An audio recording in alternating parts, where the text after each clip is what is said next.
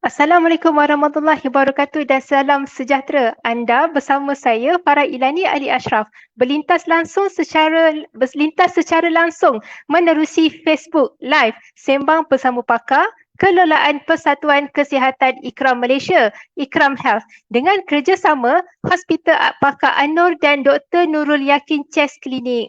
Seperti episod-episod yang lalu, Sembang Bersama Pakar membawa kepada anda kupasan-kupasan menarik mengenai isu-isu kesihatan di dalam negara. Sesi yang lepas, kita berjaya mengupas isu pendermaan darah selepas positif COVID-19 dan pada minggu ini kita bakal mengupas topik yang amat penting iaitu isu virus influenza dengan tajuk Bahaya Influenza, apa yang perlu kita tahu. Terima kasih kepada anda semua kerana terus setia bersama-sama kami dan seperti biasa jangan lupa untuk klik butang like dan share terlebih dahulu supaya lebih ramai yang mendapat manfaat pada hari ini dengan topik yang kita bincangkan pada sesi kali ini. Baiklah, bagi mengupas topik influenza hari ini, bersama saya barisan panelis yang dibawakan istimewa kepada anda semua. Suka saya perkenalkan terlebih dahulu panelis pertama iaitu yang berbahagia Dr. Nurul Yakin binti Muhammad Isa yang juga merupakan pakar perunding perubatan dan paru-paru yang sedang berkhidmat di Pusat Perubatan Sunway Velocity Kuala Lumpur. Apa khabar Dr. Yakin di talian? Sihat? Baik, Alhamdulillah. Terima kasih Farah atas pengenalannya. Alhamdulillah, ceria tengok doktor pada hari ini doktor. Baiklah, seterusnya kita bersama dengan panelis yang kedua iaitu Dr. Syed Abdul Khalik Syed Abdul Hamid merupakan pakar kanak-kanak dan neonatologi yang sedang berkhidmat di Hospital Pakar An-Nur. Assalamualaikum doktor, apa khabar? Waalaikumsalam Farah. Terima kasih atas jemputan. InsyaAllah. Baiklah, untuk makluman semua, program webinar Sembang Bersama Pakar hari ini mempunyai dua pusingan yang menyediakan dua soalan kuis setiap pusingan di mana setelah soalan itu dibacakan, para penonton boleh meletakkan jawapan di ruangan komen. Jadi, pastikan semua fokus dan juga peka dalam setiap info-info yang akan dikongsikan sebentar lagi. Baiklah, pemenang juga berpeluang untuk mendapat voucher saringan kesihatan bernilai RM200 yang ditaja khas oleh Hospital Pakar An-Nur. Terima kasih kepada semua barisan panelis atas kesudian bersama-sama dengan kami pada malam ini. Baiklah, sesi bual bicara kita bermula sekarang. Soalan yang pertama ditujukan kepada Dr. Yakin. Sebagai permulaan doktor, boleh doktor terangkan kepada kita semua ya, apa itu virus influenza A yang sedang melanda ni dan apakah gejala tanda-tanda jangkitan virus ini yang perlu kita ketahui untuk kita ambil langkah berjaga-jaga doktor. Dipersilakan. Okey, terima kasih ya Cik Farah. Jadi bila kita bercakap mengenai virus influenza A ini, ianya adalah satu mikroorganisme ataupun partikel hidup ya. Partikel hidup yang boleh merebak ya melalui udara ya. Jadi seperti coronavirus yang menjadi punca COVID-19 ya, influenza virus A ini juga boleh merebak melalui udara ya dan juga melalui sentuhan ya. Jadi bermaksud pesakit yang mempunyai virus influenza ini berupaya untuk menyebarkan virus ini kepada orang-orang yang bersekitaran dengan mereka ya.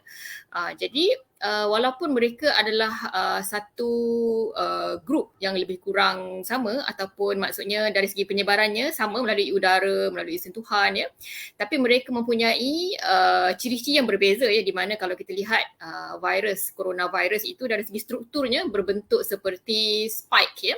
Sebab itu coronavirus ni kita panggil corona sebab strukturnya adalah seperti crown ya, seperti mahkota ya. Tetapi influenza virus ini mempunyai struktur yang sedikit berbeza ya. Namun begitu, simptom untuk pesakit influenza virus A ini adalah lebih kurang sama dengan simptom untuk pesakit COVID. Jadi mereka biasanya mempunyai gejala seperti batuk, sakit tekak, susah nafas, sesema, demam, sakit-sakit badan. Jadi kalau kita lihat secara pintas lalu, simptom-simptom yang dihadapi oleh pesakit yang mengalami masalah influenza ini sebenarnya lebih kurang sama dengan simptom-simptom pesakit COVID. Jadi sebenarnya agak sukar untuk kita nak bezakan. Apabila seseorang itu datang dengan masalah batuk, demam, sakit tekak, sesema, jadi kita sebagai doktor pakar pun sebenarnya susah nak teka pesakit ni COVID ke influenza ke. Jadi sebab itu kita perlu melakukan ujian swab test. Dengan hanya swab test maka kita boleh membezakan adakah ini influenza A ataupun adakah ini COVID ataupun adakah ini hanya demam sesema flu biasa. Jadi itu mungkin sedikit sebanyak Farah dari segi virus influenza itu dan juga dari segi COVID itu sendiri, simptom-simptomnya dan bagaimana ia boleh merebak. Baiklah, terima kasih Dr. Yakin. Kita dapat tahu COVID dan juga influenza A ini ada persamaan dan dapat dipastikan hanya dengan melalui ujian swab test. Baiklah, soalan seterusnya kita pergi kepada Dr. Khalid. Doktor, virus influenza ni tidak mengira usia. Kanak-kanak, bayi, malah bayi pun boleh jadi mangsa juga, kanak-kanak dan orang dewasa. Dan jadi Dr. Khalid sebagai pegawai perubatan yang bertugas di bahagian pakar kanak-kanak, boleh Dr. kongsikan kepada kita semua trend jangkitan virus influenza dalam kalangan kanak-kanak dan apa gejala yang sering dialami oleh kanak-kanak dan bayi apabila mendapat jangkitan virus ini, Doktor? Dipersilakan. Okay, terima kasih Farah. So untuk menjawab persoalan ini, kalau kita tengok trend sebenarnya kita boleh siapa-siapa pergi ke mana-mana hospital sekarang ni, kalau pergi datang ke contohnya, kalau datang sampai pukul 2-3 pagi pun kita akan lihat di kecemasan tu penuh dengan kanak-kanak. So apa jadi sekarang ni adalah kita dalam satu suasana yang ada banyak spikes, peningkatan yang agak mendadak in terms of jumlah kanak-kanak yang dapat simptom yang ILI, influenza-like illness, simptom yang seperti influenza, dan kadar positif influenza juga sedang meningkat. Cuma kadar peningkatan ini bukan hanya di Malaysia. Kalau kita tengok WHO ada keluarkan data bi-weekly, 2 minggu sekali dia keluarkan data berkaitan dengan influenza.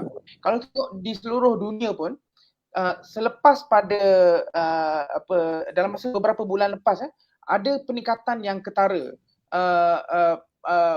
berkenaan kes influenza dan influenza-like illness serta sari di seluruh dunia. Kalau kita lihat contohnya data dari Australia contohnya, ada peningkatan yang almost double peningkatan kes ILI dan influenza kalau kita bandingkan pada minggu epidemiologi ke-26 tahun ini dan minggu yang sama pada tahun lepas.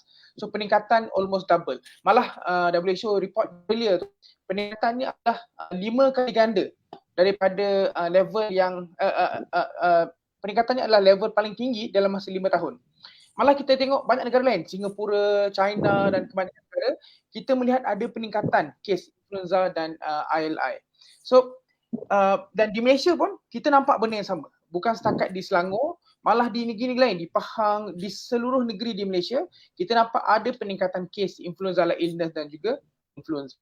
Di IMO sendiri, saya rasa almost every day kita dapat laporan, kita dapat kes yang perlu masuk ward disebabkan influenza dan sebagainya. Malah yang bagi saya yang kita tengah agak pening sekarang ni adalah dunia sebelum ni, masa musim MCO kan, kanak-kanak kurang sakit sebab dia tak pergi sekolah, dia tak keluar dan sebagainya. So mereka waktu dalam COVID dia tidak kadar kanak-kanak yang dah COVID jauh rendah berbanding dengan orang dewasa. COVID untuk kanak-kanak tidak begitu bermasalah. Ada kes-kes yang bermasalah untuk kanak-kanak, tetapi COVID orang dewasa yang lebih bermasalah berbanding dengan kanak-kanak. Tapi kita tengok sekarang ni, bila 2 tahun kanak-kanak tak ada apa, so immune system pun not tested, duduk di rumah tanpa ada apa-apa, kemudian semua buka. Bila semua buka ni yang menyebabkan saya nampak peningkatan kes yang mendadak, kes-kes yang jenis influenza, yang ILI dan sebagainya. Masalahnya, kes meningkat dengan mendadak. Satu. Yang keduanya, saya rasa dunia tidak ready lagi dengan kanak-kanak yang sihat dalam keadaan ramai ni. Kesan dia globally secara global kita melihat ubat-ubat untuk kanak-kanak pun berkurangan. Sampai ubat Panadol, paracetamol untuk kanak-kanak. Banyak klinik yang tidak ada ubat demam pun untuk kanak-kanak. Di farmasi pun susah nak dapat. Antibiotik untuk kanak-kanak. Even ubat untuk influenza nanti kita akan bincang juga pun limited. Saya banyak dapat rujukan daripada luar, semata-mata dia tak ada ubat. So saya nak bagi tahu adalah peningkatan itu agak mendadak dan dia bukan isu Malaysia, dia isu global. Apa gejala dia bagi kanak-kanak? Gejalanya lebih kurang sama dengan COVID sebenarnya. Demam dan influenza ni, terutama influenza A. Influenza ni ada influenza A, influenza B. Influenza A ni siapa ingat dulu tahun 2007, 2008 H1N1. So H1N1 ni di antara influenza A. Dulu-dulu kalau tahun 2008, 2007 tu kanak-kanak yang meninggal disebabkan influenza A H1N1 ni sangat ramai. Hospital saya memang tempat saya kerja dulu hampir tiap hari ada kanak-kanak yang meninggal disebabkan influenza. Yang teruk dia sampai menyebabkan masalah di otak, encephalitis, boleh menyebabkan cerebral edema, boleh menyebabkan masalah yang teruk pada paru-paru, pneumonia. Tapi simptom biasa ni, gejala biasa pada kanak-kanak, demam yang tinggi. Demam yang sangat tinggi, lebih 38. Dan demam itu pula dia tidak turun.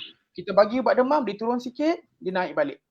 Itu gejala dia. Kemudian ada batuk, tapi batuk dia lebih kepada batuk yang semua, sakit-sakit badan, taji, penat, ada selera makan, muntah-muntah, boleh jadi cerit-berit dan sebagainya. Ini gejala yang biasa. Gejala yang teruk sampai menjadi sawan dan sebagainya. Itu mungkin sedikit respon daripada saya. Terima kasih Dr. Khalid. Di sini kita dapat faham yang walaupun dia bermula sebagai gejala yang biasa-biasa tapi berkekalan sehingga dapat membawa kepada yang kesan yang lebih buruk iaitu sampai boleh sawan. Jadi saya kira kepada ibu bapa yang mendengar malam ni pasti lebih akan rasa lebih perlu berhati-hatilah jika anak anda ada mengalami gejala-gejala seperti yang disebutkan tadi.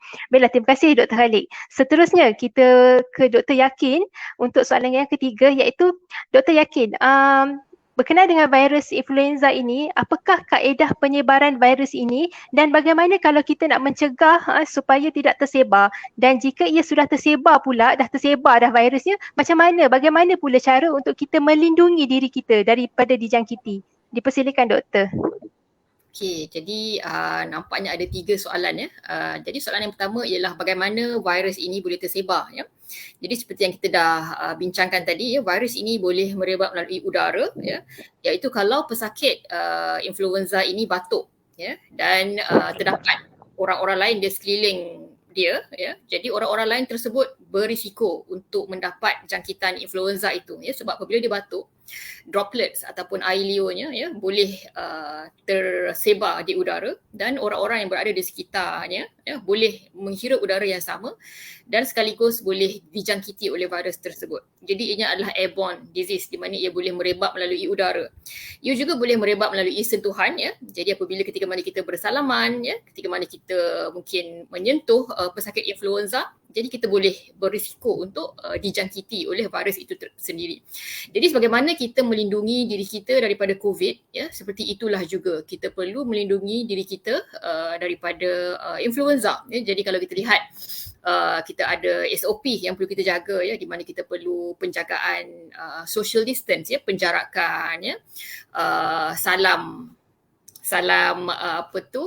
salam yang tidak bersentuhan ya. Kemudian kita mengamalkan etika batuk yang selamat. Jadi mana kalau kita nak batuk je, kita menggunakan tisu ataupun sarung tangan ya. Dan tisu yang kita gunakan itu segera kita buang dalam tong sampah ya. Kerana apabila kita batuk, kita bersin ya, kita akan mengeluarkan rembesan-rembesan cecair daripada hidung kita ataupun mulut kita, dan rembesan tersebut mengandungi virus ya. Jadi perkara ini kita perlu ambil perhatian ya. Selain itu kita perlu amalkan ya, pembasuhan tangan ya, teknik membasuh tangan ya. Ada pembasuhan tangan sama ada menggunakan air ataupun hand sanitizer ya.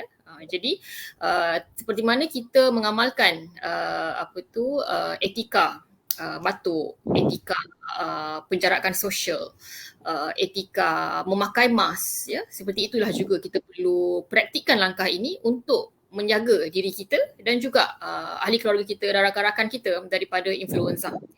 Jadi itu adalah langkah-langkah pencegahan, ya. Kita masih perlu, ya, mengamalkan social distancing ataupun penjarakan sosial, ya, pembasuhan tangan, ya, etika batuk yang baik, memakai mask, ya. Kerana seperti yang saya katakan tadi, influenza ini boleh merebak seperti mana COVID-19 itu merebak, iaitu melalui udara dan juga melalui sentuhan. Okey. Bagaimana pula dengan orang yang dah terkena influenza? Apa yang mereka boleh lakukan, ya?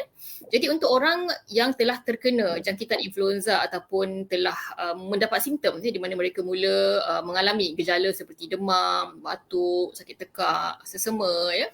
Jadi mereka perlu periksa, ya, perlu membuat ujian, ya, sekiranya simptom tersebut terlalu teruk. Jadi influenza ini dia ada banyak kategori, ya. Ada yang jenis ringan, ada yang jenis sederhana, ada yang jenis teruk, ya. Jadi kalau gejala influenza yang ringan itu mungkin hanya sekadar batuk-batuk yang tidak serius, ya, demam yang tidak terlalu panas, ya.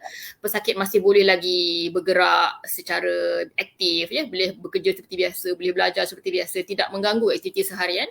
Jadi untuk pesakit ini mereka cukuplah sekadar minum minuman air yang mencukupi, ya, supaya badan mereka tidak kering. Sekiranya demam boleh makan Panadol.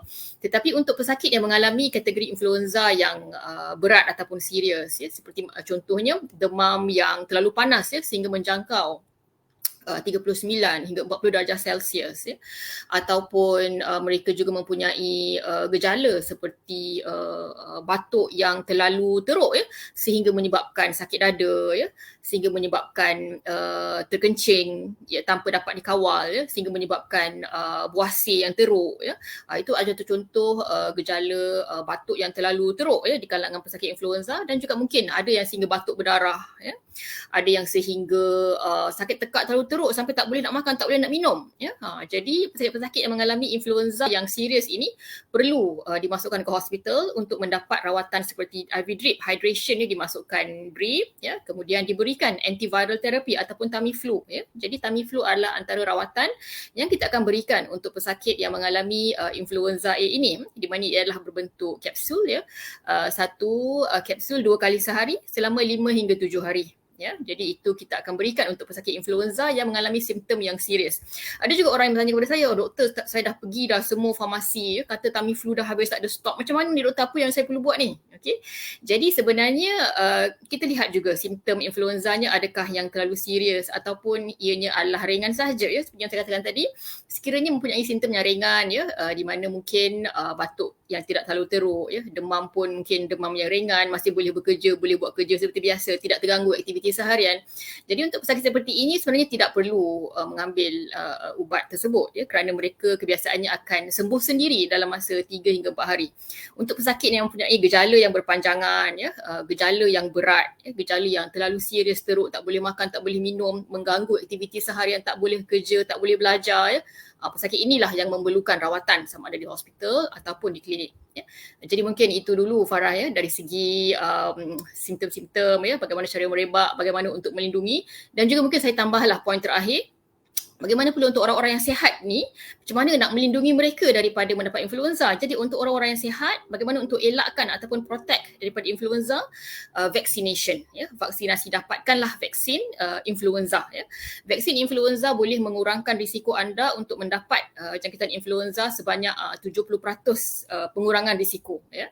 Jadi untuk orang yang sihat dan mahu menjaga diri mereka daripada terkena influenza, ya, ambillah vaksin influenza ini. Terutamanya kita sarankan kepada golongan berisiko, ya.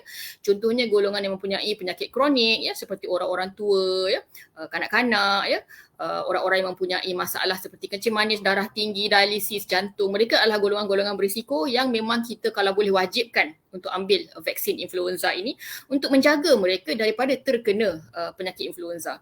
Jadi untuk orang yang sedang mengalami penyakit influenza, mereka tidak perlu mengambil vaksin itu. Mereka perlu tunggu sehingga mereka sembuh, dah sembuh, dan baru boleh ambil vaksin, ya. Untuk orang yang tengah sakit, mereka perlu mengambil antiviral treatment ataupun Tamiflu. Untuk orang yang sihat, untuk elakkan diri daripada terkena influenza, mereka perlu mendapatkan vaksin influenza ini, terutamanya golongan yang berisiko tinggi. Mungkin itu dulu Farah, ya.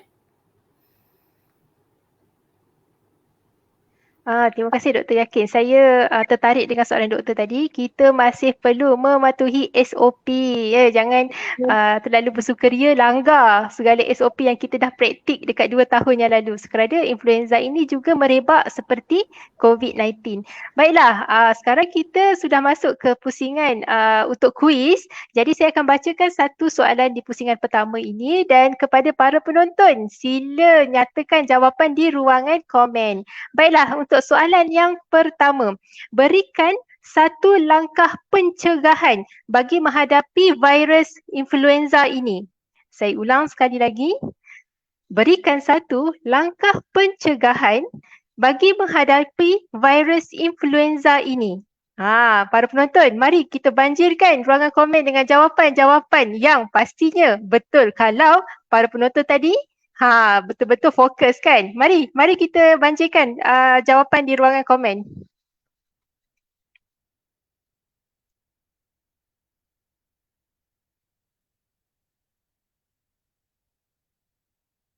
Okey. Baiklah, kita teruskan ke pusingan yang seterusnya bersama dengan Dr. Khalid. Boleh kita dapatkan Dr. Khalid di talian? Baiklah, okey. Baiklah doktor. Soalannya adalah, ibu bapa di luar sana mereka khawatir dan risau doktor dengan penularan wabak influenza ni. Menurut mereka satu persatu anak mereka dijangkiti bermula dengan jangkitan dari seorang kanak-kanak di nursery ataupun sekolah. Jadi ibu bapa kini tidak yakin nak hantar anak-anak mereka ke pusat jagaan dan sekolah dan mengambil keputusan untuk menjaga anak-anak mereka dekat rumah. Jadi Dr. Khalid, apakah bentuk penyebaran influenza di dalam kalangan kanak-kanak dan apa sepatutnya yang ibu bapa perlu tahu untuk mencegah virus ini, doktor? Dipersilakan. Okey, mendengar kan? Terima kasih Farah atas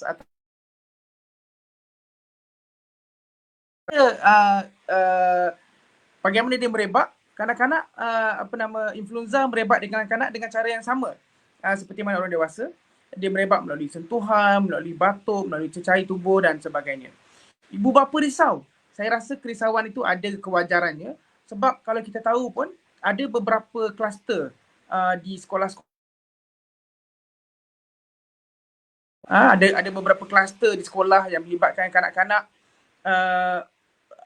Sampai ada sekolah yang hampir 50% pelajar-pelajarnya dijangkiti dengan influenza dan influenza-like illness.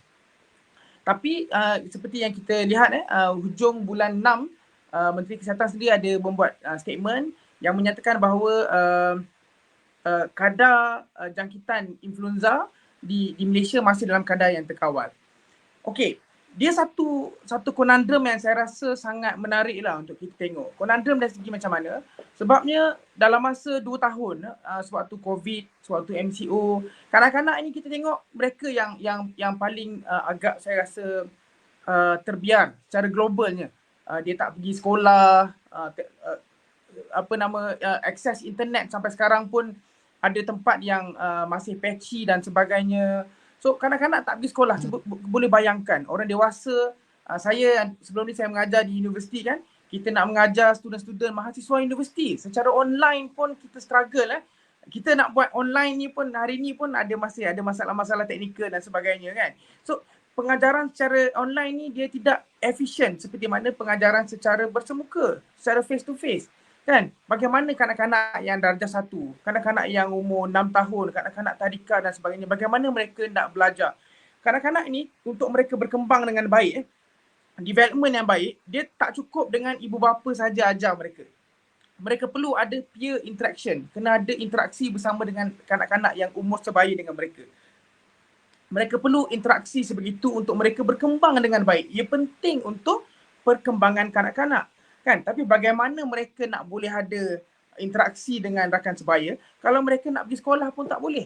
Kan? Berapa teruklah kita tengok kanak-kanak sekarang ni, kadang ada yang masuk darjah 1 tapi tidak mampu untuk membaca, ada yang tidak kenal huruf dan sebagainya. Ini yang duduk di bandar. Bagaimana pula yang duduk di pedalaman yang mana capaian internet pun tidak bagus dan sebagainya.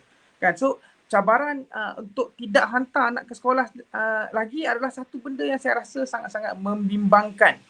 kesan dia untuk jangka masa panjang itu sangat-sangat besar untuk perkembangan kanak-kanak. Dan satu sindrom yang saya lihat sekarang ni adalah kanak-kanak ramai yang kami panggil sebagai kanak-kanak pandemik ni. Mereka ni dia bila datang klinik kan, bila semua dibuka kan, dia macam tak pernah jumpa manusia. Sebab dalam 2 tahun semasa MCO, mereka tak keluar rumah, hanya nampak ibu bapa sahaja. So dia tak biasa nampak, dia tak biasa berinteraksi dengan manusia. So kadang-kadang bila datang ke klinik, datang ke sekolah, mereka ni agak canggung, tak tahu nak react bagaimana dan sebagainya. So ini satu benda yang saya rasa agak merisaukan lah. So it takes time untuk kanak-kanak ini mula adapt, mula membiasakan diri untuk berinteraksi dengan kanak-kanak sebaya. So sangat penting untuk mereka ke sekolah. Tapi ada benda yang kita kena jaga. Satu, saya setuju dengan apa yang disebutkan oleh Dr. Yakin tadi. Yang pertama, vaksin. Vaksin ni boleh diambil seawal kanak-kanak berumur 6 bulan. Seawal umur 6 bulan. Biasanya untuk kanak-kanak yang pertama kali ambil vaksin yang umur 6 bulan ke atas hingga ke 8 tahun, biasanya kita advise dapatkan 2 dos. 2 dos sebulan jarak di antara dos pertama dan dos kedua. Kemudian setahun kalau yang pernah dapat ataupun yang umur 8 tahun ke atas, diambil setahun sekali vaksin. Vaksin ni saya rasa tidak terlalu mahal lah, dan dalam kos di hospital biasanya lebih kurang RM60, tak termasuk kos untuk jumpa doktor dan sebagainya. So dan vaksin pun saya rasa makluman yang kita dapat, bekalan vaksin untuk influenza di Malaysia masih lagi dalam kadar yang mencukupi. Itu nombor satu. Nombor dua, SOP. Sangat penting lah Dr. Nur Yakin sebut tadi. Masalahnya kan, SOP ni untuk orang dewasa pun ada yang tak berapa taat dengan SOP kan. Tapi cuba bayangkan kanak-kanak kan, bagaimana efektif cara pemakaian mask mereka dan sebagainya. Dan influenza ni lebih mudah menjangkiti kanak-kanak berbanding dengan COVID. Kanak-kanak bukan effective spreader of COVID, tapi mereka effective spreader of influenza. Dan mereka yang dapat influenza lebih teruk berbanding dengan orang dewasa. So, kita kena ajar anak-anak kita etika batuk. Kalau batuk mesti tutup mulut ataupun dab kan, tutup dengan siku. Bersin kena tutup. Lepas salam cuci tangan dan sebagainya. So, penjagaan SOP tu kita kena ajar pada anak kita. Dan yang lebih penting daripada ini, yang saya nak ingatkan juga adalah tanggungjawab masing-masing. Tanggungjawab dari segi macam mana? Maknanya kalau macam anak itu tidak sihat, anak tu sakit, janganlah hantar. Kadang-kadang ibu bapa kan, dia dah cuti lama. So anak tak sihat, anak demam, terpaksa hantar juga anak ke sekolah. Saya rasa itu tindakan yang kurang bertanggungjawab lah. Sebab apa? Sebab cuba bayangkan kalau orang lain buat begitu pada anak kita. Anak kita sakit sebabnya ibu bapa lain hantar je anak ke sekolah dalam keadaan anak itu tak sihat. Kan? So sama juga kalau kita tak nak orang buat begitu pada anak kita, kita jangan buat begitu pada anak orang lain. Kalau anak kita tidak sihat, tolong jangan hantar ke sekolah. Tolong jangan hantar ke taska dan sebagainya. Kita kena bertanggungjawab. Guru-guru di taska, guru-guru di sekolah pun sama. Kena pastikan dia punya screening itu mesti di hadapan. Bukan setakat cek demam. Maknanya kalau kanak-kanak yang ada simptom, ada gejala batuk sesama, pastikan mereka ini tidak datang ke sekolah untuk menyebarkan penyakit ini. So tanggungjawab itu sangat penting. Dan juga jangan lupa peranan majikan. Peranan majikan ni pun kadang-kadang orang tak begitu pandang. Sebab apa? Kadang-kadang ibu bapa terpaksa hantar juga sebab kadang-kadang majikan bersikap kurang bertanggungjawab. Insist untuk pekerja itu datang kerja walaupun ada anak di rumah yang sakit, yang tidak ada penjaga dan sebagainya. So kita kena fikir benefit yang lebih besar. Kesan dia, masalah ummah yang lebih besar tu kita kena fikir. So majikan kena bertanggungjawab, ibu bapa kena bertanggungjawab dan sebagainya. So kita kena, semua orang perlu ada peranan masing-masing. Kullukum ra'in wa kullu ra'in mas'ulin an ra'iyati. So kita masing-masing ada tanggungjawab kita. So ini saya rasa penting ni lah untuk kita jaga insya-Allah. Alhamdulillah. Saya suka sangat dengan seruan Dr. Khalid tadi. Jangan buat dekat anak orang kalau kita tak nak orang buat dekat anak kita. Ibu bapa perlu bertanggungjawab betul dan mungkin kita pun perlukan kerjasama sinergi antara majikan dan juga ibu bapa untuk memberi kerjasama lah supaya kita dapat menjaga anak-anak tak sihat di rumah. Baiklah, saya difahamkan ada penonton yang nak tahu apa soalan tadi kan kita terlepas dengar tadi. Okey, saya ulang. Soalan untuk kuis yang pertama tadi adalah berikan satu langkah pencegahan bagi menghadapi virus influenza ini.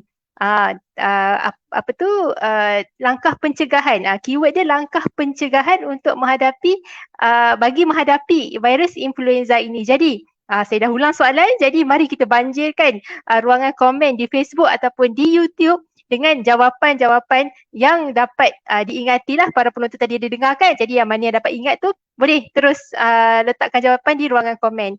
Baiklah, kita pergi ke Dr. Yakin. Dr. Yakin, Dr. Yakin, okey. Selepas mengetahui bentuk penyebaran virus influenza ini dan langkah-langkah yang perlu diambil oleh orang awam dalam mencegah penularan wabak ini, jadi apakah terdapat ubat atau vaksin bagi melindungi diri dari virus ini? Mungkin doktor tadi ada sebut sikit, jadi mungkin boleh cerita dengan lebih lanjut tentang perkara ini. Dipersilakan doktor.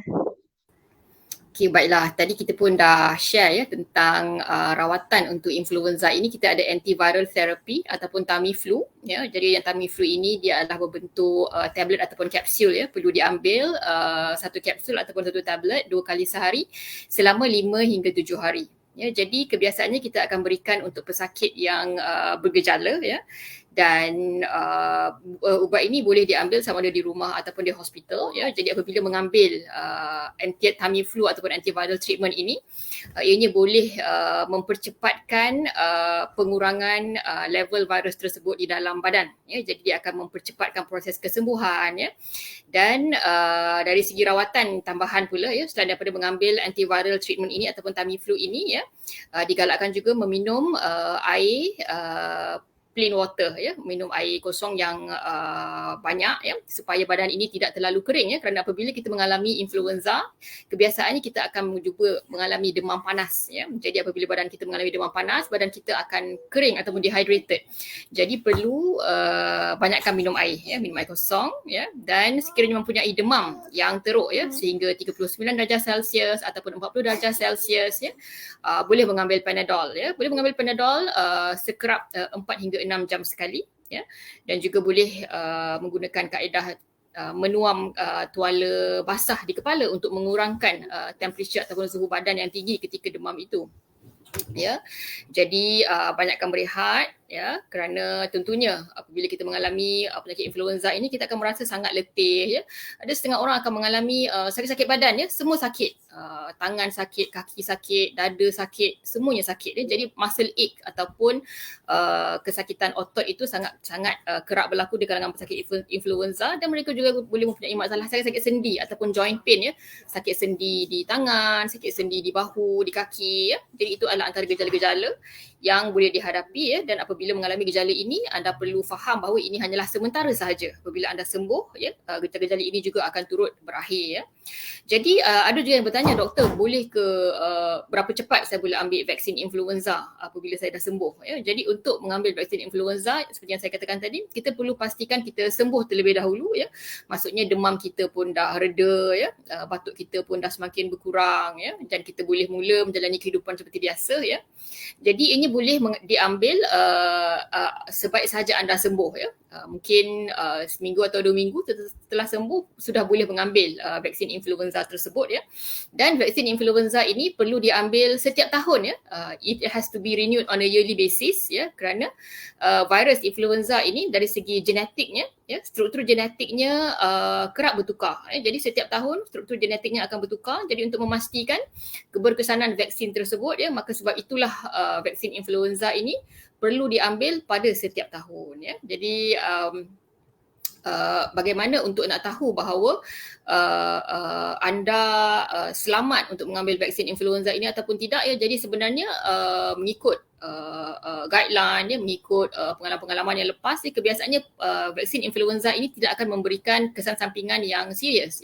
Ianya adalah sangat selamat dan majoriti pesakit yang mengambil vaksin influenza ini tidak mengalami reaction ataupun side effect yang teruk. Kebiasaannya side effect yang boleh dihadapi adalah seperti mungkin demam yang mild grade, demam yang ringan, ataupun mungkin sakit di tempat injection tersebut, dan kebiasaannya demam ataupun sakit di tempat injection tersebut akan hilang dengan sendiri dalam masa 1 atau 2 hari. Sekiranya mengalami gejala demam ataupun sakit, memadailah dengan memakan Panadol, ubat paracetamol boleh meredakan demam ataupun sakit di tempat cucuk tersebut. Jadi pastikan anda sihat sebelum mendapat vaksin influenza, dan pastikan apabila anda telah mendapat vaksin influenza, pastikan setiap tahun anda renew ataupun mendapatkan vaksin influenza ini setiap tahun sekali, kerana seperti yang saya katakan tadi, genetik struktur virus influenza ini kerap bertukar setiap tahun. Jadi untuk memastikan keberkesanannya, sebab itulah ianya perlu diambil pada setiap tahun. Mungkin itu dulu Farah dari segi langkah-langkah yang perlu kita ambil, dari segi rawatan, dari segi vaksin, harapnya dapat memberikan kefahaman yang jelas kepada para penonton. Baik, terima kasih Dr. Yakin. Jadi para penonton ingat, pastikan sihat sebelum mengambil vaksin tu, dan kita perlu renew, perbaharui setiap tahun. Macam kita renew license kan, kita renew sekali lah dengan kita punya vaksin sekali, macam mana untuk kita menjaga diri. Baiklah Dr. Yakin, terima kasih atas penerangan sebentar tadi. Jadi para penonton, sudahlah tiba untuk soalan kuis yang kedua.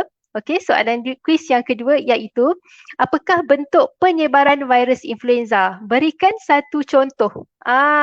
Apakah bentuk penyebaran virus influenza A, dan berikan satu contoh bentuk penyebaran. Dan seperti biasa, para pemenang, para penonton tak sabar nak tunggu pemenang kan. Para penonton, sila banjiri jawapan-jawapan anda di ruangan komen di Facebook atau di ruangan komen YouTube. Dan suka saya ulang, hadiah yang menanti adalah voucher, voucher pemeriksaan kesihatan bernilai RM200 di Hospital Pakar An-Nur. Dan para pemenang yang bertuah dan berjaya menjawab dengan betul, hendaklah menghubungi pihak kami dengan direct message, DM ke chat Facebook Ikram Health. Jadi yang tadi kawan-kawan yang mungkin baru tengok, baru join, jangan lupa like Facebook Ikram Health. Dan makluman untuk pemenang kuis sebelum ini, jika sudah berada di Facebook Ikram Health, ya. Baiklah, saya teruskan dengan soalan yang terakhir kepada Dr. Khalik. Dr. Khalik, apakah kaedah perawatan awal dan tindakan yang tepat yang boleh diambil oleh ibu bapa apabila anak-anak mereka dijangkiti oleh virus ini? Ibu bapa kalau dah tahu je anak-anak dah kena kan, apa yang perlu cepat-cepat ibu bapa buat? Dipersilakan Doktor. Okey, terima kasih Farah atas soalan itu. So, apa ibu bapa perlu buat? Okey, yang pertamanya adalah kita nak kena identify, ibu bapa pun perlu tahu kanak-kanak mana yang berisiko tinggi, high risk. So, kanak-kanak mana yang berisiko tinggi? Satunya kanak-kanak yang umurnya kurang pada 2 tahun, terutamanya lebih kurang daripada 6 bulan. So, ini adalah kategori kanak-kanak yang berisiko lebih tinggi untuk dapat influenza yang lebih teruk simptom dan gejala dia. Kemudian kanak-kanak yang ada comorbid, maknanya kanak-kanak yang ada asma, kanak-kanak yang ada allergic rhinitis, kanak-kanak yang Down syndrome, kanak-kanak yang ada penyakit-penyakit yang lain, masalah thyroid, kanak-kanak yang ada penyakit seperti chronic lung disease. So kanak-kanak yang ada penyakit kencing manis. So kanak-kanak yang sebegini adalah kanak-kanak yang berisiko untuk dapat jangkitan yang lebih teruk. Contohnya kanak-kanak yang ada masalah jantung, so mereka juga ada risiko yang lebih tinggi untuk dapat influenza yang lebih teruk. So kanak-kanak yang sebegini kena watch out, mereka perlu diberikan perhatian yang lebih dan mereka perlu diberi rawatan yang lebih cepat dan sebagainya. Okey, yang pertama sekali, kalau kita rasa anak-anak kita ada influenza ataupun ada influenza-like illness. Apa influenza-like illness tu adalah dia ada demam, dia ada selsema dan dia ada batuk. Dan batuk ni biasanya batuk yang lebih kering, bukan batuk jenis batuk basah. Itu influenza-like illness. Okey. So yang pertama sekali, langkah pertama adalah keep calm. tenangkan, jangan termolah, jangan terlalu panik dan sebagainya. So kena tenang, yang tu yang pertama. Yang kedua, be responsible, jadi bertanggungjawab. Apa maksud saya jadi bertanggungjawab? Kena jaga SOP. Pastikan kita bila anak kita tak sihat, kita bantu anak kita untuk jaga SOP. Kan anak kita dah kena influenza, janganlah pergi bawa pergi tengok wayang, tengok mak kilau dan sebagainya, pergi bawa jalan-jalan. Kita kena kuarantin. Influenza ni kita tak dapat surat arahan kuarantin macam COVID, kan? Tapi kita kena bertanggungjawab lah. Biasa memang hospital akan keluarkan surat kuarantin. Tapi surat kuarantin tu tidaklah se-powerful arahan kuarantin yang macam kena COVID, kan? Tapi kita kena rasa bertanggungjawab. Jangan bawa pergi jalan-jalan, pergi pasar malam, pergi shopping, kan? Kita kena kuarantinkan anak-anak itu. Pastikan kita bantu anak kita untuk menjaga SOP dan sebagainya. Kita pastikan anak kita tidak menyebarkan kepada anak-anak orang lain. Pastikan kita tak bawa anak-anak kita ke sekolah dan sebagainya. Itu nombor 2. Nombor 3 adalah kita kena pastikan anak-anak kita itu mampu untuk makan makanan yang berkhasiat. Tapi masalahnya bila kita kena influenza ni, di antara masalah dia adalah dia punya selera makan tu memang akan diminish lah. Memang kurang sangat, teruk sangat selera makan. Tu di antara masalah dia, kan? Tapi kita kena pujuk anak kita untuk cuba makan minum banyak air. Air memang kena minum dengan banyak. Itu yang pentingnya. Kadang-kadang anak-anak ni susah nak makan, tapi at least kita kena cuba galakkan dia untuk minum. Saya kadang-kadang kalau macam dia ada sakit tekak dan sebagainya, even nak bagi aiskrim pun tak ada masalah. Sebab yang penting kita nak cuba pujuk anak-anak kita untuk minum dengan banyak. Kemudian ubat demam. Ni saya dah sebut tadi juga mula-mula tadi. Kita ada masalah global. Masalah dari sudut kekurangan ubat-ubatan untuk kanak-kanak.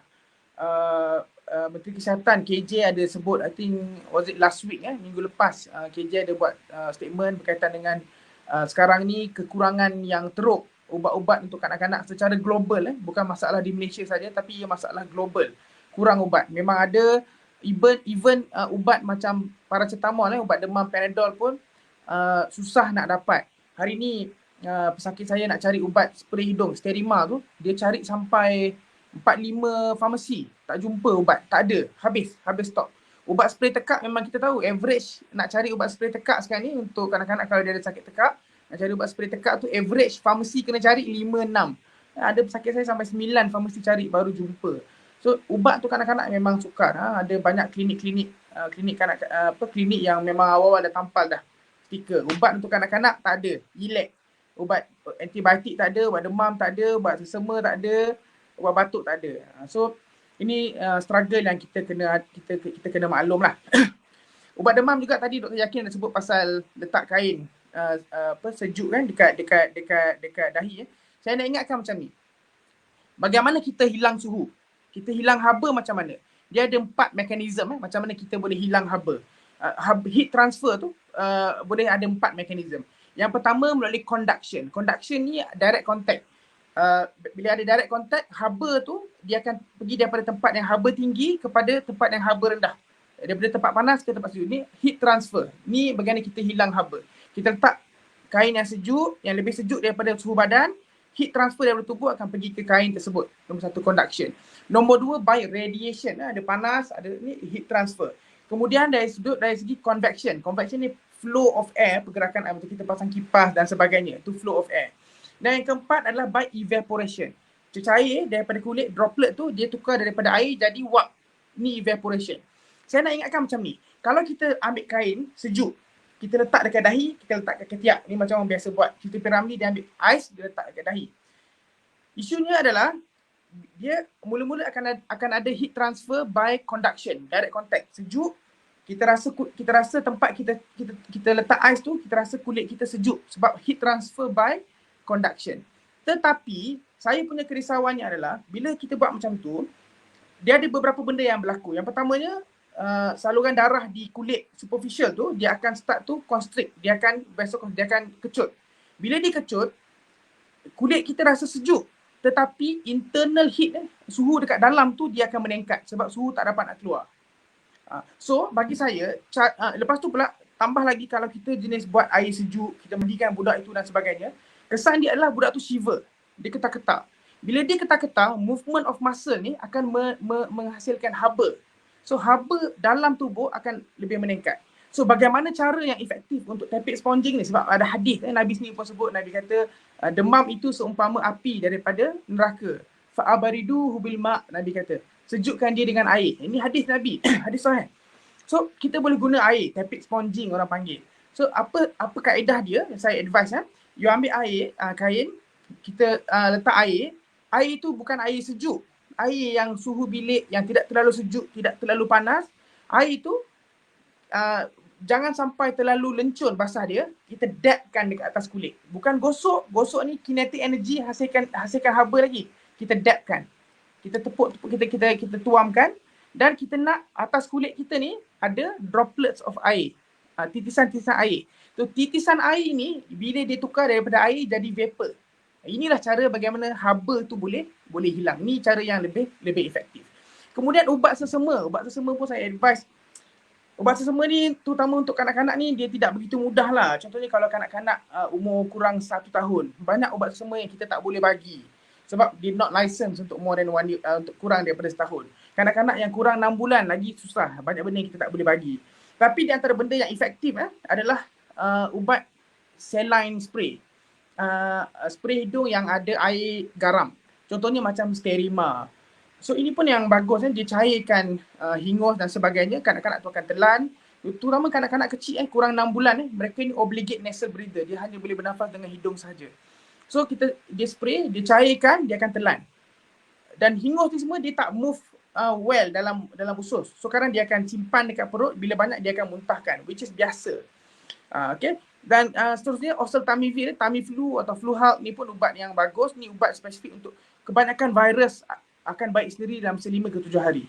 Influenza di antara virus yang ada ubat dia. Dan ubat ni adalah oseltamivir ataupun Fluhalk ataupun Tamiflu. Ni brand name lah. So ubat ni boleh ambil. Tak semua kanak-kanak perlu ambil ubat ini. Tapi bagi mereka yang ada simptom dan sebagainya dan kanak-kanak ni yang kita perlu bagilah. Okey. Next adalah apa ibu bapa kena tahu. Bila mana, sebab selalu orang sebut kan, sakit saya sekarang bila dia tahu dia kena influenza, anak dia kena influenza, soalan pertama dia tanya, doktor tak perlu masuk ward ke? Ni saya nak jawab ni. Kena masuk ward ke tak? So jawapan dia adalah tak semua kanak-kanak yang kena influenza perlu masuk ward. Tak semua. So siapa yang perlu masuk hospital? Siapa yang perlu masuk ward? Apa dia red flag dia? Tanda-tanda yang ibu bapa perlu tahu, ini red flag, kita kena bawa hospital. So apa tanda dia? Yang pertama, kanak-kanak yang tidak boleh makan dan minum. Dia makan, selera memang teruk sangat. Tak makan, tak minum. Ini kanak-kanak sebab appetite ataupun sebab sakit tekak dan sebagainya, mereka perlu kita bantu masuk air dan sebagainya. Dia kurang makan, kurang minum, nanti kencing pun kurang. Kencing dia pekat dan sebagainya. Nombor 2, bila nafas dia laju. Bila nafas laju, perlu masuk ward. Kita perlu bagi oksigen, bantuan dan sebagainya. Kemudian kanak-kanak ini kerja dia makan dan main. So kalau mereka tak main, mereka letih, nampak tidur, tak berapa nak bangun, kencing pun nak pergi bilik air pun tak larat. So kanak-kanak ini perlu kita bagi air dan sebagainya. Dan kemudian kalau teruk bila masalah sampai ke kesedaran pun mula affected. Dia kurang sedar, sawan. Ini di antara simptom yang lebih serius lah. So ini dia punya ini. As long as kanak-kanak itu masih boleh minum, masih boleh makan, masih boleh main, saya tak risau. Saya risau bila dia tak boleh makan, dia tak boleh minum, dia tak boleh main, tak nak main langsung. Ini gejala yang kita kena watch out. Okay. Itu saja. Terima kasih, Pak. Seronok dengar penjelasan Dr. Syafiq lengkap dengan hadisnya, dengan nasnya. Maksudnya kaedah tu dah memang daripada dulu dah digunakan daripada Nabi, sabda Nabi lagi kan. Dan semoga mendapat panduan, kita dapat memberi panduan kepada para penonton dalam kalangan ibu bapa yang ada anak, bagaimana untuk kita gunakan air dan kain dalam mengurangkan suhu kanak-kanak. Pastinya bila badan panas, itulah antara benda rawatan di rumah yang kita boleh buat ya doktor. Baiklah, kita telah pun mendapat pemenang untuk soalan yang kuis sebentar tadi, tetapi saya nak biar semua penonton berada dalam keadaan suspend, berdebar-debar nak tahu siapa ke pemenangnya. Saya teruskan dulu dengan memilih soalan daripada kalangan penonton di YouTube dan juga Facebook. Baiklah, soalan yang pertama iaitu doktor, betul ke vitamin C ni dapat kuatkan antibodi badan? Dan soalan ni saya tujukan kepada Dr. Yakin. Dipersilakan. Okey, terima kasih Farah di atas soalan yang menarik ni. Okey, jadi jawapannya betul jadi sebab memang vitamin C ini adalah satu nutrien yang penting di mana antara faedah ataupun kebaikannya, ianya boleh mempercepatkan kesembuhan penyakit Ianya juga boleh meningkatkan keupayaan tubuh untuk melawan virus dan bakteria dan ianya juga boleh meningkatkan keupayaan badan kita untuk pulih dengan kadar yang lebih cepat. Jadi untuk orang yang mengalami masalah influenza, COVID, memang kita sarankan untuk mengambil vitamin C. Untuk orang dewasa dosnya adalah 1000 mg sekali sehari. Jadi kalau ada yang mungkin beli banyak brand lah dekat pasaran tu, ada yang jenis letak dalam air, ada yang jenis tablet kunyah-kunyah. Jadi kesemuanya mempunyai fungsi yang sama. Keberkesanannya lebih kurang sama. Yang penting sekiranya anda mempunyai kapsul vitamin C yang mengandungi 500 mg, anda boleh mengambil 2 kali sehari. Sekiranya satu kapsul itu mengandungi 1000 mg, jadi anda boleh mengambilnya sekali sehari. Jadi memang kita galakkan untuk orang yang sihat, untuk orang yang tak sihat, lebih-lebih lagi untuk orang yang tak sihat lah, dan juga untuk orang-orang yang berisiko. Ambillah vitamin C ataupun sekiranya tidak suka kepada kapsul ataupun tablet, boleh memakan banyak orange kerana orange juga mempunyai kadar vitamin C yang tinggi di dalamnya. Jadi banyakkan makan vitamin C ataupun minum minuman vitamin C, ianya boleh mempercepatkan kesembuhan dan juga boleh menguatkan antibodi badan kita bagi melawan jangkitan-jangkitan virus dan bakteria. Okay, terima kasih Dr. Yakin.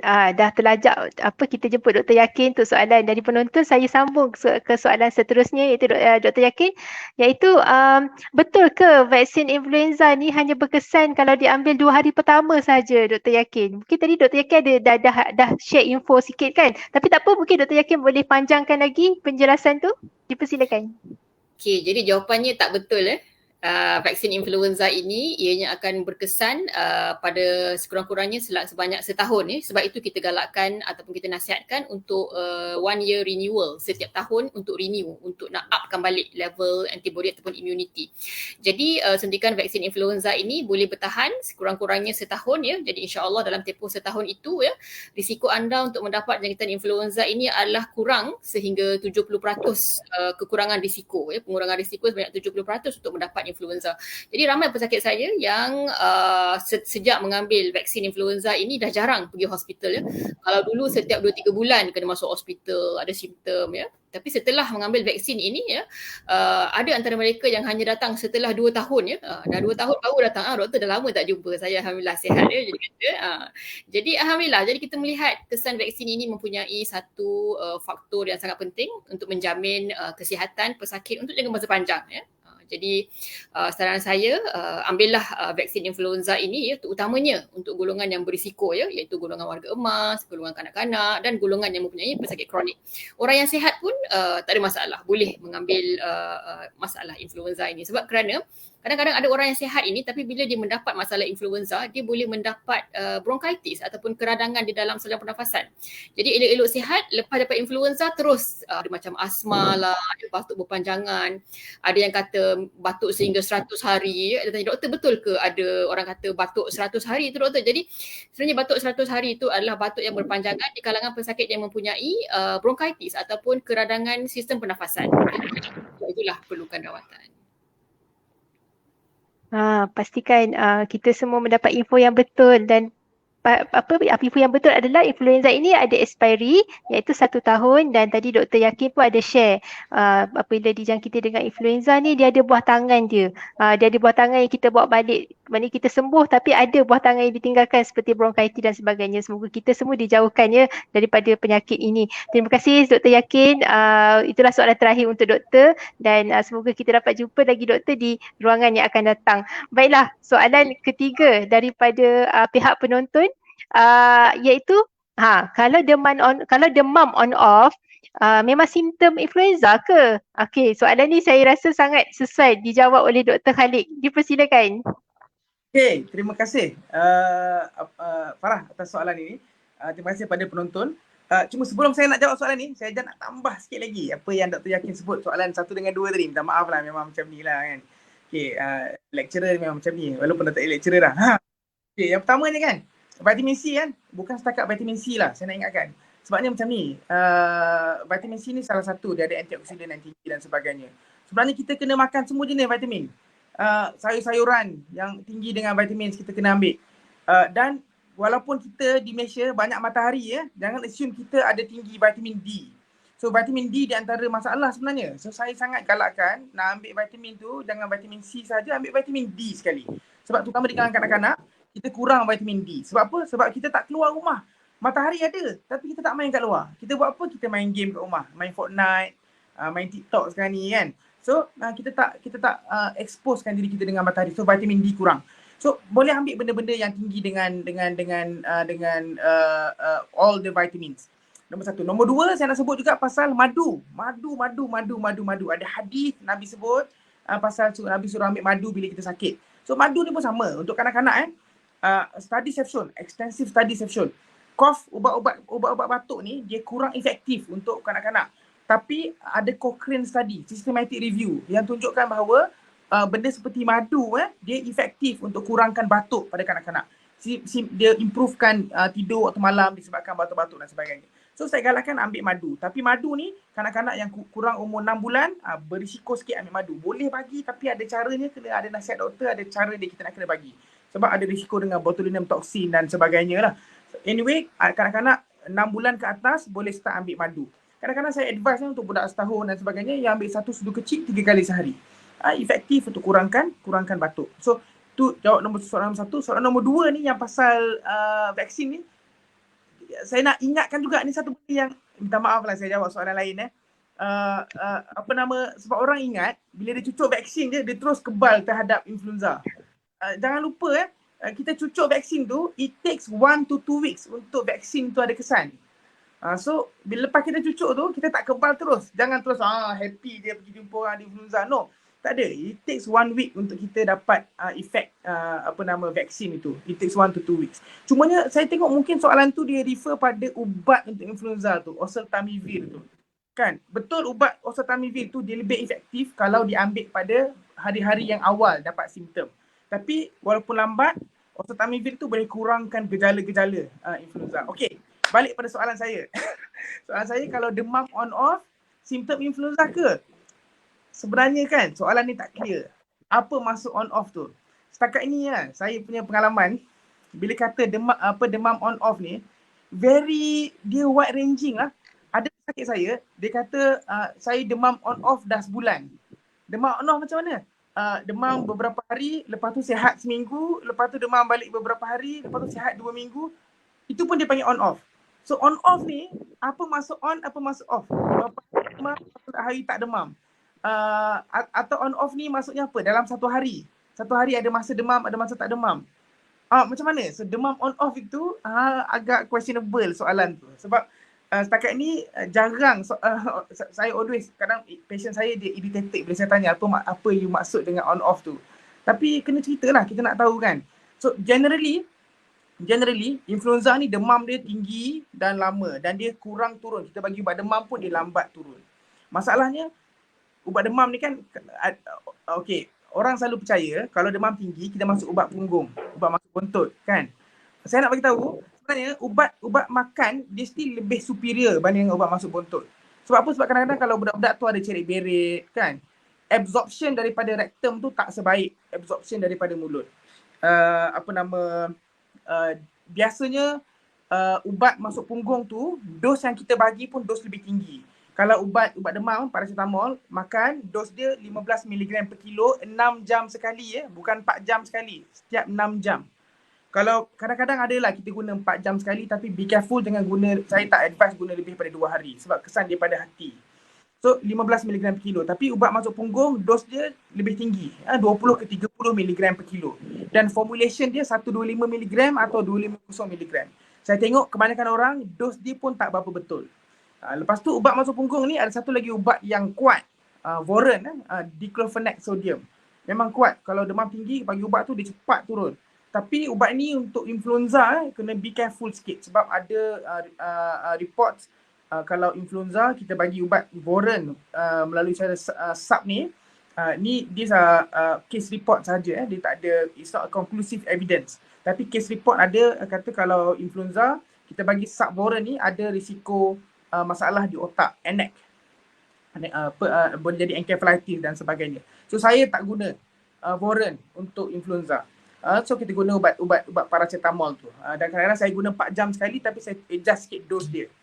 So isunya adalah tapi biasanya kalau dia start ambil ubat oseltamivir tu, dia punya demam dia boleh kebah dengan lebih cepat lah.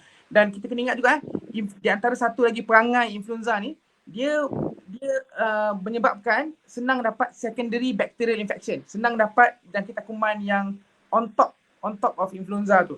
So kadang dia perlu antibiotik juga untuk cover kuman yang lain. Itu sajalah jawapan saya, panjanglah jawab ni. Apa-apa boleh saya jawab kan. Terima kasih Dr. Khalid. Tak apa, sebabnya kita pun kadang banyak info kan daripada banyak-banyak sumber yang diragui kan. Jadi ala-ala kita dapat bercakap dengan doktor sebenar yang memang ahli dalam pakar, baik kita ambil banyak kesempatan untuk kita tahu info-info yang sahih lah, info-info yang benar untuk kita apply dalam kehidupan. Macam tadi kita tahu pasal vaksin, kita tahu rupanya buah orange kan, daripada kita bagi budak-budak ni buah yang tak sepatutnya diorang makan, tak sesuai dengan umur, itu antara buah yang kita boleh beri.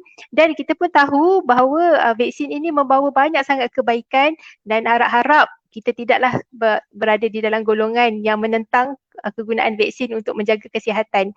Baiklah Dr. Khalid, bila dah dengan Dr. Khalid ni, jadi saya minta mungkin Dr. Khalid boleh berikan kesimpulan rumusan tentang influenza A ini dan pesanan-pesanan yang bernas untuk kami para ibu bapa di rumah menjaga anak-anak yang sedang dijangkiti ataupun melindungi mereka dari dijangkiti influenza A. Dipersilakan doktor. Mungkin pesanan terakhir daripada saya, kita ingat dalam Islam ni kita diajar al-wiqayah khairum minal ilaj. Pencegahan ini lebih baik daripada perawatan. So macam mana pun kita perlu langkah-langkah pencegahan. Dan kita perlu juga bertanggungjawabkan. Nabi kata khairun nas anfa'uhum linnas. Sebaik-baik manusia adalah mereka yang memberi manfaat kepada manusia yang lain. La yu'minu ahadukum hatta yuhibba li akhihi ma yuhibbu li nafsihi. Kan, kita tidak beriman selagi mana kita tidak suka apa yang dapat kepada orang lain seperti mana apa yang kita suka dapat pada diri kita. So betul juga kita tak nak orang lain jangkitkan anak kita. So kita pun jangan pastikan anak kita jangkitkan orang lain. So kita kena masing-masing kena jaga tanggungjawab. Saya rasa sekarang ni saya dah sebut tadi, saya dah ceritakan hospital penuh. Hospital penuh. Saya punya pesakit kan, ada yang saya plan nak masuk ward pagi, malam baru masuk ward. Ada pesakit saya plan nak masuk ward hari ni, besok baru masuk ward. Kadang-kadang pesakit kita telefon semua hospital swasta di Selangor sampai ke Seremban, semua penuh. Kan, kalau datang hospital pukul 2-3 pagi, penuh dengan budak-budak kecil dekat luar, kat kecemasan tu. So, hospital penuh. Ubat tak banyak. Ubat, macam saya cerita tadi lah, klinik-klinik banyak dah kata tak ada ubat. Ubat kanak-kanak tak ada. Bekalan ubat untuk kanak-kanak memang kritikal. Satu dunia sekarang ni. Bukan masalah Malaysia saja, masalah satu dunia. So kita sedang menghadapi satu suasana yang saya nampak bagi saya sangat merisaukan. Kan? So macam mana kita nak buat, macam mana pun kita kena jaga. Jaga macam mana? Kena yang pertama makan makanan yang berkhasiat. Pastikan waktu sihat kita makan makanan berkhasiat. Cukup sayur dia, cukup vitamin dia daripada awal. Boost immune system. Kalau kanak-kanak kecil, di antara cara untuk bagi sihat adalah apa tahu? Susu badan. Susu badan, breastfeeding. Sebab apa dia bagus? Sebab susu badan ni dia tinggi dengan darah putih, tinggi dengan imunoglobulin. So ibu bapa, ibu yang nak protect anak dia, di antara cara dia adalah dengan bagi susu badan. Sebab study have shown bila ibu tak sihat ataupun bila anak tak sihat, automatik kadar IgA dalam susu ibu akan meningkat. Dia akan protect anak itu daripada dapat jangkitan kuman dan sebagainya. Even untuk COVID, COVID dia tak merebak melalui susu ibu. Tapi antibody terhadap COVID boleh dapat pada baby melalui susu ibu. So susu ibu tu sangat-sangat penting saya. Saya sangat nak tekankan minggu depan ni minggu penyusuan sedunia, minggu breastfeeding week sedunia. So kita kena galakkan penyusuan susu ibu, sangat-sangat penting. Dan bapa pun kena mainkan peranan lah, kena bantulah ibu tu untuk menyusu kan dan sebagainya. So saya rasa yang penting sekali kita sebagai satu ummah, kita perlu sama-sama ambil collective responsibility untuk jaga anak-anak kita dan jaga ummah kita daripada penyakit. Jaga SOP, cuci tangan, galakkan, pastikan kita tak sihat, kita tak pergi, tidak menyebarkan pada orang lain. Kena bantu, kalau kita majikan, kita kena pastikan kita bantu pekerja-pekerja kita yang ada anak yang sakit untuk bantu anak dia boleh sihat dan sebagainya. Itu saja daripada saya. Alhamdulillah, terima kasih Dr. Khalid. Banyak sangat info yang sangat berguna, yang sangat tepat dan sangat penting untuk kita sebagai ibu bapa yang mungkin yang sedang ibu bapa sedang menjaga anak-anak yang saya masih tidak mempunyai, belum lagi berstatus ibu bapa, menjaga diri dan membantu mungkin rakan-rakan yang sedang ada anak-anak yang sedang sakit. Kita semua berperanan untuk mencegah influenza A ini daripada merebak dan menjaga diri daripada terkena jangkitan. Terima kasih sekali lagi Dr. Khalid. Jadi saya rasa tak lengkaplah jika kita tidak mendengar juga pesanan daripada Dr. Yakin tentang influenza A ini. Dipersilakan Dr. Yakin. Okey, jadi mungkin sebagai kata-kata penutup lah, saya nak terpanggil untuk menjawab soalan daripada Cik Hamizah. Ya. Dia bertanya, boleh ke vaksin influenza diambil serentak dengan vaksin COVID? Ya. Jadi kalau mengikut latest CDC guideline ataupun Center of Disease Control, ya, maksudnya seluruh dunia menggunakan guideline daripada badan ini, ya. Jadi CDC guideline mencadangkan berikutan kes peningkatan kes yang mendadak, ya, tingginya kes influenza dan juga tingginya kedatangan kembali kes-kes COVID. Jadi mereka memberikan guideline, mereka mengatakan dibenarkan dan adalah selamat untuk mengambil suntikan COVID serentak dengan suntikan influenza, ya. Namun begitu kalau kita lihat sebelum ini, ya, mereka memberikan jarak sebanyak 2 minggu, selama 2 minggu jarak, ya, antara vaksin COVID dan juga vaksin influenza. Jadi terpulang kepada anda, ya, sekiranya anda ingin mengambil vaksin COVID dan vaksin influenza serentak, itu juga selamat, dibenarkan dan berada dalam guideline ataupun sumber rujukan kita, ya. Tetapi jika anda ingin menjarakkan 2 minggu antara vaksin COVID dan juga vaksin influenza, ini juga tidak mengapa mengikut guideline yang sebelum ini. Ya, jadi saya ingin tekankan, ya, prevention is better than cure, ya. Mengelak lebih elok daripada merawat, ya. Jadi vaksinlah diri anda dan rakan-rakan dan juga ahli keluarga yang anda kasihi untuk perlindungan terhadap influenza dan juga terhadap COVID, insya-Allah. Assalamualaikum. Waalaikumsalam. Terima kasih Dr. Yakin. Pesanan Dr. Yakin, jaga diri, ambillah langkah berjaga-jaga. Ya, prevention is better than cure. Sebab tadi pun kita tahu kan bila dah kena jangkit, ada yang mengalami gejala susulan, tak sihat betul-betul. Ya, semoga kita semua sentiasa dilindungi dan kalau yang dijangkiti, semoga Allah berikan kesihatan yang sempurna semula seperti sebelum ini. Baiklah, terima kasih banyak-banyak Dr. Yakin dan Dr. Khalid. Semoga kita dapat berjumpa lagi di platform yang akan datang. Baiklah, saya kira para penonton pun sudah tidak sabar untuk mengetahui siapakah pemenang kuis pada malam ini. Baiklah, akan saya bongkar siapakah pemenang bertuah itu. Untuk soalan yang pertama, pemenangnya adalah, okey, bagi saya masa sikit. Okey, pemenangnya adalah banyak juga yang menjawab soalan, ya. Baiklah, daripada YouTube, komen daripada YouTube iaitu Fizah Sahimi yang memiliki nama username sebagai Fizah Sahimi. Tahniah sebagai pemenang untuk kuis yang pertama dan untuk kuis yang kedua. jatuh kepada Encik Sabri Yaakob. Encik Sabri Yaakob. Yang kita ambil daripada Facebook Ikram Malaysia ya. Dan jika ada yang tertanya-tanya macam mana dapat kan pemenang ni, rasa dia pun dah jawab dah tapi kenapa tak menang? Kita pilih yang cepat dan tepat. Cepat dan tepat. Mereka lah pemilik hadiah yang saya sebutkan tadi. Dan kepada dua-dua pemenang ini, pastikan tuan-tuan dan puan-puan DM ya Facebook Ikram Health Malaysia untuk menyatakan bahawa anda adalah pemenang yang saya sebutkan tadi. Baiklah, Alhamdulillah kita pun telah ke akhir rancangan.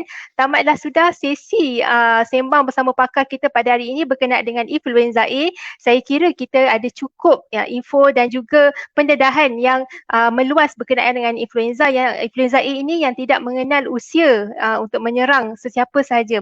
Jadi pastikan kita semua menjaga diri dan juga menjaga ahli keluarga kita daripada dijangkiti. Dan semoga kita semua kekal sihat sehingga ke akhir hayat. Itu saja dari saya. Saya mewakili Ikram Health Malaysia mengucapkan terima kasih kepada para penonton kerana setia bersama kami dan insyaAllah kita berjumpa lagi di sesi yang akan datang. Assalamualaikum warahmatullahi wabarakatuh. Bersama membina masyarakat.